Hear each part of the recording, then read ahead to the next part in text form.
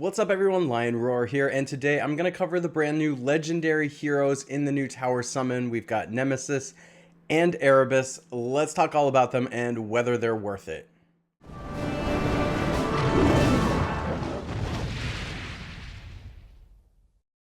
But first, download Gemstone Legends, a mobile RPG puzzle match game.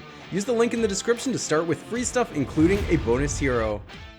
Alright, so before we get started talking about the brand new legendary heroes in the tower summon, I do want to remind you they all have this Styx mana speed, which basically means that there's 1 charge, 2 charges, or 3 charges, and then the special gets stronger, of course, for each one. But that does slow them down quite a bit, so if you really want to take advantage of their specials, the most powerful parts of their specials, they are kind of like really slow heroes. So I think this makes it challenging for these particular heroes to be really great unless that first mana charge is really strong. So let's take a look at these heroes and see if that's the case. First up, we have Nemesis, who is a 5-star holy hero, paladin class, and I think that's a pretty good class, by the way. It's one of the better ones in my opinion. Of course, part of the Styx family heroes become stronger when teamed with other unique heroes of the same family, and that counts for a bonus of either 1, 2, or 3 heroes. When this hero receives a status ailment affecting defense, there's a 40, 60, or 80% chance to cast the received ailment to all enemies, which is really cool. I actually think that's quite a powerful passive there. There's also another passive here, decreased defense ailment duration. So the duration of the defense status ailments that this character receives from special skills is decreased by 2 turns. Alright, the stats here, of course, for the new legendary heroes they're releasing are just getting stronger and stronger. So we have 852 attack, 758 defense, and 1406 HP. Day of Reckoning is the special with the Styx mana speed. So on the first mana charge, deals 470% damage to the target, and then for 3 turns, each time an enemy's mana is increased by a special skill, status effect, level property, passive skill, family effect, or minion, they receive 200 damage. And I'll tell you what, if you're not careful, if you're like on offense and this is on defense and you don't synergize your team appropriately, this could end up doing a lot of damage really fast. However, I'm not sure that these heroes with this Styx mana speed are usually best on defense. You're going to see them show up on defense once in a while, but it's because you can't really control when the charges are going to go off. And plus, if you're on offense, you can read the card and plan around it, right? So these are probably better offensive heroes. Mana charge number 2 deals 610% damage to the target, which is a heck of a lot.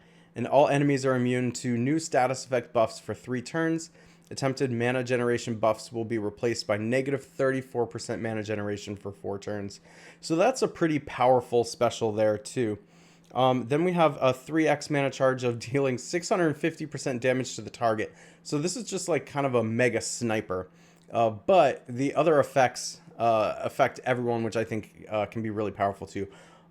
So all enemies are immune to new status effect buffs for 3 turns. Attempted mana generation buffs will be replaced by negative 34% mana generation for 4 turns. For 3 turns, each time an enemy's mana is increased by a special skill, status effect, level property, passive skill, family effect, or minion, they receive 200 damage. So you can see level 2 and level 3 are pretty similar. All powerful. I think these are all powerful at all stages, but having the sniper effect isn't like the strongest thing happening in this day and age.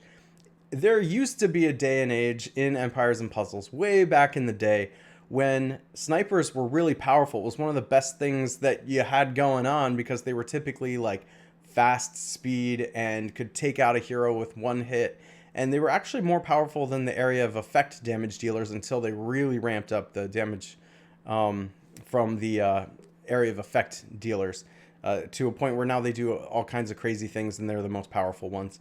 So I'm not sure how well a sniper is going to perform, especially when some of the mana charges are slow, but with all the other text that's attached to this, it does kind of make up for the weakness of it being a sniper. So there is that. Here's an issue I have though with the Styx mana speed and how these heroes are constructed is you're probably almost definitely not gonna put Nemesis on defense. You know, there's definitely occasions, especially if you're a newer player or like a mid-tier player, if you don't have a better option, if this is the most powerful thing you've got going on, of course you're going to put this on your defense. But for the most part, this is probably not something you want on defense because you can't control the speeds. And that's where the power of these heroes really are lying in, is the choice of what you're going to do to the opponent. But yes, you'll see it appear on defense. There's been a couple of heroes out of this that you see appear on defenses some of the time. But most of the time, you're going to be using this on offense when you can choose what effect you want. You're going to use it in the events and tournaments and things like that. Probably not against Titans. So there's just not a whole lot of places to use a hero like this. But obviously, there's some powerful stuff going on with it. So if you get this hero, it's not something you just take in every match. You know, that kind of thing. Like, you're going to have to build around it and be careful with it. It's a little bit like a Swiss Army knife type of hero where you got to pick the right tool for the right moment. You're not always going to be able to just use it in every circumstance. All right, so for this reason, I do think Nemesis's special is powerful enough that I can give Nemesis a B+, but I do worry about Nemesis's usefulness all around. That same thing is going to be true of Erebus, so let's see how this special compares. For Erebus, 5-star fire hero of the wizard class. Not one of the best classes, but it's fine. Again, sticks family bonus and the passive of decreased defense ailment duration. 807 attack, actually not quite as high as a lot of the heroes they're releasing these days, and 793 defense, same thing. 1450 HP. Dark Orb is the special. Again, sticks mana speed. So for 1 mana charge, destroys all minions from the target, deals 470% damage to the target. So we have another sniper on the first mana charge here. Mana charge number 2 destroys all minions from the target, deals 580% damage to the target. Again, another sniper. The target can't summon new minions with special skills and receives 150 damage for each minion they attempt to summon for 3 turns. And then lastly, with the 3x mana charge, destroys all minions from the target, deals 645% damage to the target, which really could one-shot a hero potentially, especially if you go sword path on the emblems.